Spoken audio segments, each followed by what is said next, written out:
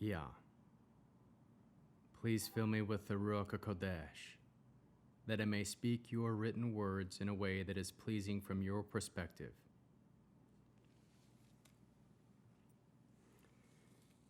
Be careful not to parade your acts of tzedakah in front of people in order to be seen by them.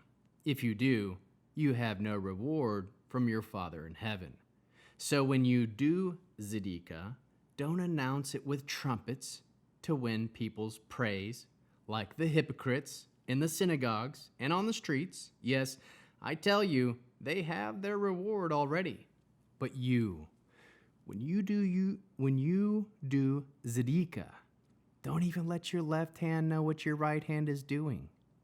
Then your tzedakah will be in secret, and your Father who sees what you do in secret will reward you. When you pray, don't be like the hypocrites who love to pray standing in the synagogues and on the street corners so that people can see them. Yes, I tell you, they have their reward already. But you, when you pray, go into your room, close your door, and pray to your Father in secret. Your Father, who sees what is done in secret, will reward you. When you pray, don't babble on like the pagans who think God will hear them better if they talk a lot. Don't be like them, because your Father knows what you need before you ask him. You, therefore, pray like this. Our Father in heaven, may your name be kept holy. May your kingdom come, your will be done on earth as in heaven. Give us the food we need today. Forgive us of what we have done wrong, as we too have forgiven those who have wronged us. And do not lead us into hard testing, but keep us safe from the evil one. For if you forgive of others their offenses, your heavenly Father will also forgive you. But if you do not forgive others their offenses, your heavenly Father will not forgive yours. Now when you fast, don't go around looking miserable like the hypocrites. They make sour faces so that people will know they are fasting. Yes, I tell you, they have the reward already. But you, when you fast, wash your face and groom yourself, so that no one will know you are fasting except your Father, who is with you in secret. Your Father who sees what is done in secret will reward you. Do not store up for yourselves wealth here on earth, where moss and rust destroy, and where burglars break in and steal. Instead, store up for yourselves wealth in heaven, where neither moth nor rust destroys, and burglars do not break in or steal. For where your wealth is, there your heart will be also. The eye is the lamp of the body. So if you have a good eye, functional eye, that is, if you are generous, your whole body will be full of light. But if you have an evil eye, dysfunctional eye, if you are stingy, your whole body will be full of darkness. If then the light in you is darkness, how great is that darkness? No one can be slave to two masters. He will either hate the first and love the second, or scorn the second and be loyal to the first. You can't be a slave to both God and money.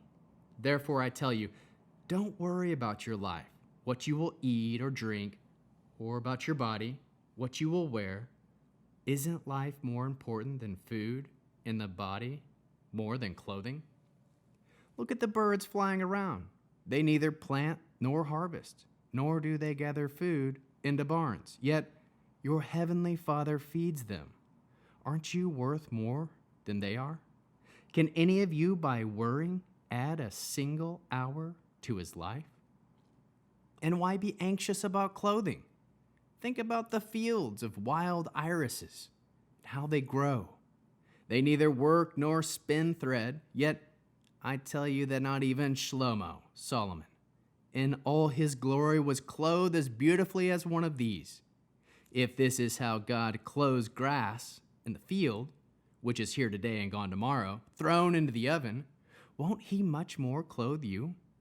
What little trust you have. So don't be anxious asking, what shall we eat? Or what shall we drink? Or how will we be clothed? For it is the pagans who set their hearts on all these things. Your heavenly Father knows you need them all. But seek first his kingdom and his righteousness. All these things will be given to you as well. Don't worry about tomorrow. Tomorrow will worry about itself. Today has enough troubles already.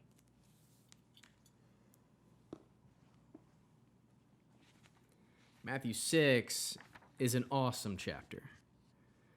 Tzedakah is alms. Alms is charity. Charity is tithing. Tithing is giving.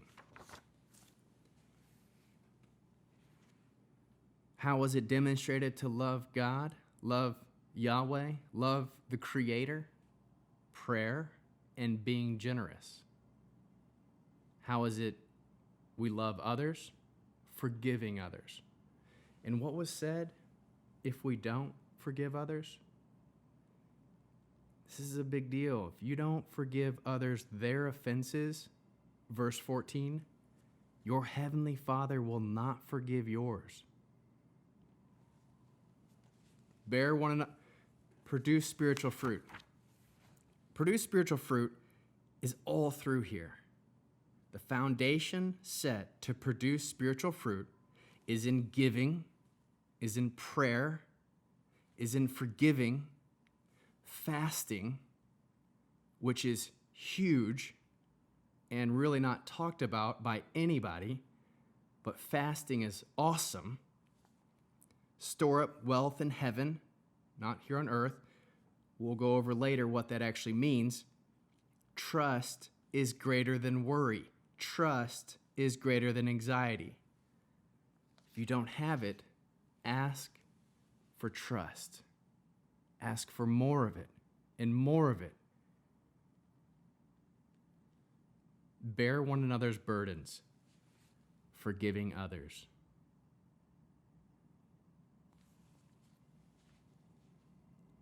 Maybe the question we can ask ourselves this week, how can I be more generous this week with my time, my talents, my testimony, and my tithing?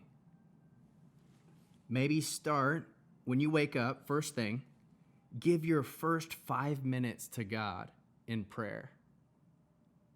As soon as you become conscious that you are awake, give 5 minutes to prayer. See how that changes your life.